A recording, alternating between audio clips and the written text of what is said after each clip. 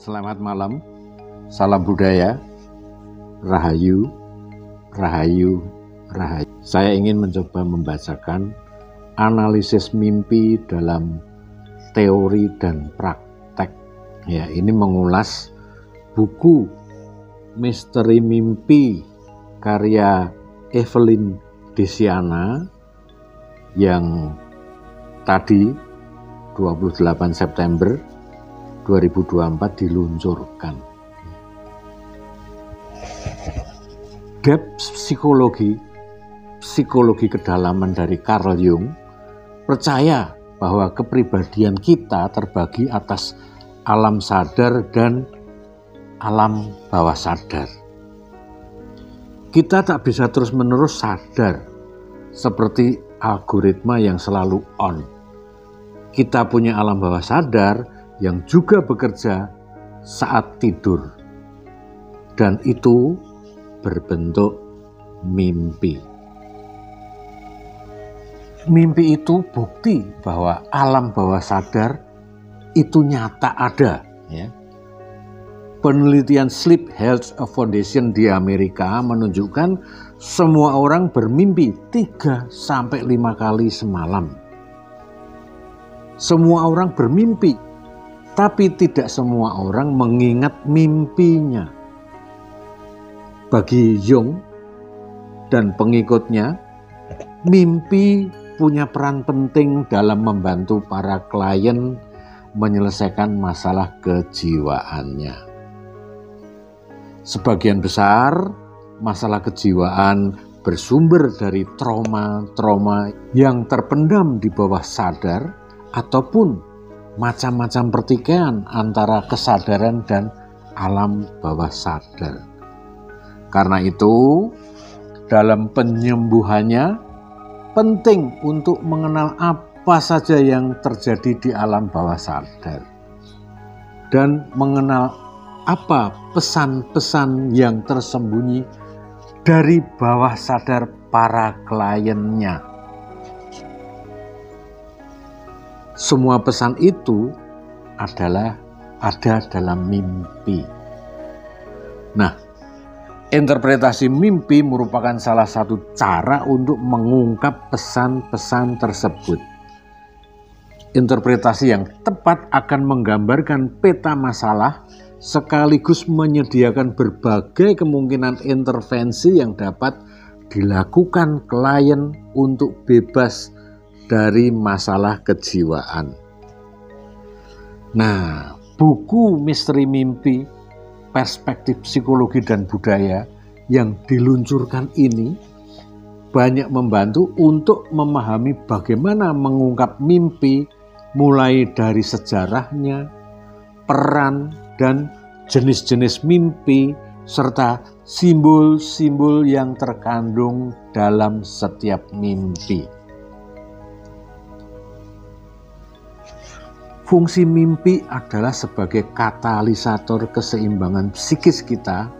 Contohnya apabila seseorang menilai dirinya terlalu tinggi dan memiliki kepribadian yang narsistik, mimpinya adalah memiliki kemampuan untuk terbang tinggi atau bisa juga jatuh dari ketinggian.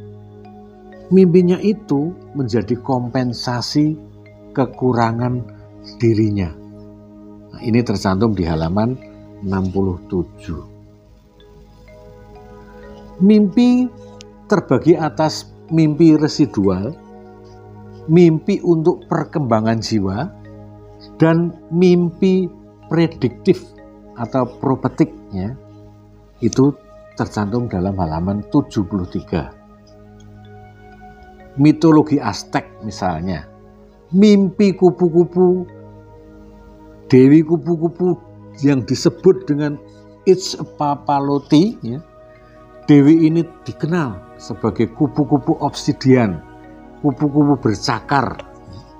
Dewi ini dapat mengubah bentuknya dari kematian menjadi kelahiran.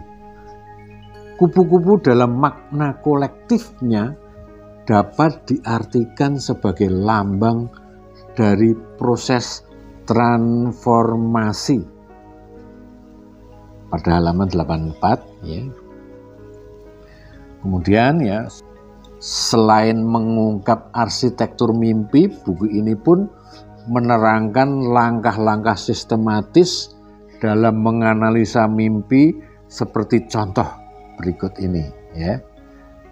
Pencatatan mimpi.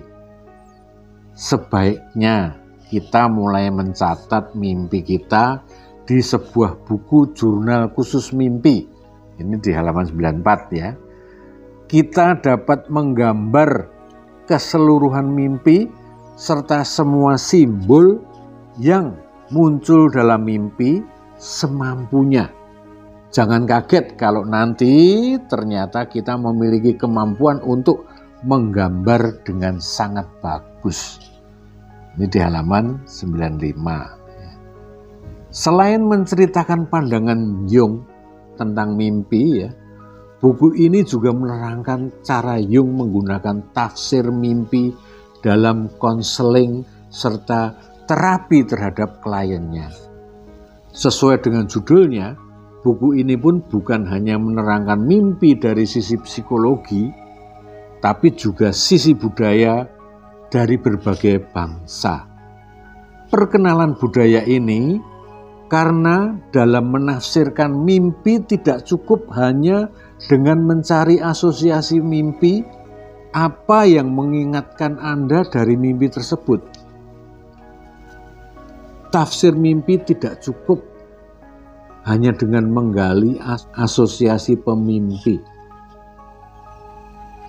Asosiasi tersebut perlu dilengkapi dengan metode amplifikasi untuk menambah bobot setiap interpretasi mimpi.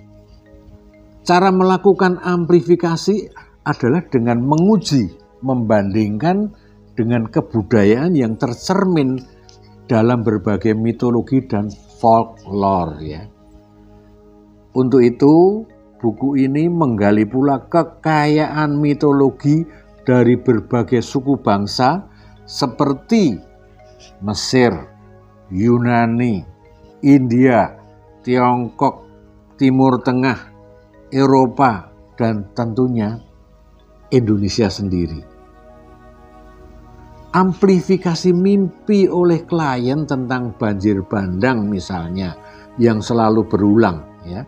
Legenda Babylonian punya kisah Epic of Gilgamesh tentang sang pahlawan Utnapishtim ya, yang menyelamatkan keluarga dan binatang-binatang ke atas gunung. Banjir bandang memiliki kekuatan yang tak dapat diukur untuk menghancurkan. Sama seperti emosi besar yang selalu dipendam, dapat meluluh lantakkan pertahanan diri dan ego seseorang. Dalam hal ini, banjir bandang yang diimpikan klien mencerminkan emosinya, trauma yang selalu dipendamnya, dan keinginannya untuk mendapatkan pertolongan seorang pahlawan guna membebaskan dirinya, supaya tidak terseret arus banjir tersebut. Halaman 153. Nah, di akhir buku disajikan beberapa kasus nyata berikut analisis, metode asosiasi, dan amplifikasi serta intervensi yang dilakukan penulisnya sebagai pembelajar psikologi dan praktisi analisis mimpi. Buku yang ditulis dengan literatur lengkap, bahasa yang tertib, mudah dimengerti, dan contoh-contoh yang kaya dapat berguna bagi siapapun yang tertarik untuk mempelajari analisis mimpi sebagai jalan raya menuju kesehatan jiwa. Dibacakan dari tulisan Bunce Harbunangin. Salam budaya, Rahayu, terima kasih.